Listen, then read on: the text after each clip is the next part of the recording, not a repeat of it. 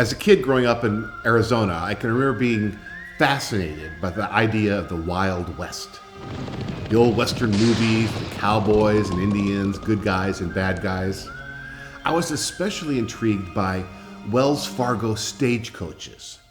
The idea that you could get into a stagecoach in St. Louis, Missouri and cross the entire Great Plains and then climb over the Rocky Mountains and cross the Mormon Desert and then over the Sierra Nevadas and across California to the coast and there see for the first time the big Pacific Ocean. It was John Claypool who pointed out an interesting fact about stagecoach travel. There were 3 classes of tickets on a stagecoach: first, second, and third.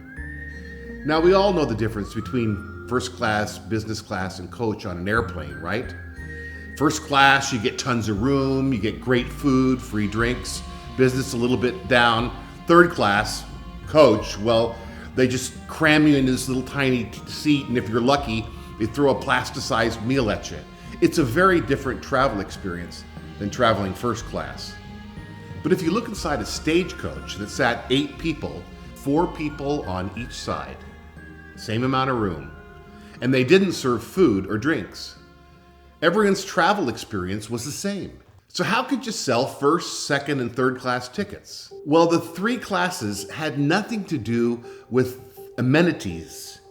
It had to do with what was expected of you in a time of crisis. Given the poor quality of roads back then, on many occasions a stagecoach would get bogged down in the mud or come upon an incline so steep that the horses wouldn't be able to climb it. It was in those moments that the kind of ticket you bought took on significance. For example, a first-class ticket enabled you to stay in the stagecoach no matter what the circumstances. This was the most expensive and correspondingly asked the least of you in a difficult situation. If you were a second-class passenger, you were required to get out and walk around the mud bog or trudge up the hill on foot to lighten the load. And if you were a third-class passenger, the one who had the least status, you were required to help the driver push the vehicle through the mud or help those horses get it up the hill. Those who paid the most had to do the least.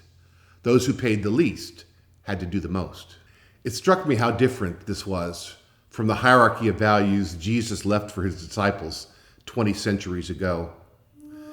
The Gospel of Luke has a story of an argument that broke out among the disciples about who would be the greatest in the coming kingdom. They were debating the whole matter of what constitutes first, second, and third class standing among their peers. Jesus pointed out that the culture in which they lived was very clear on this point. But Jesus said, "I'm turning that world of values upside down.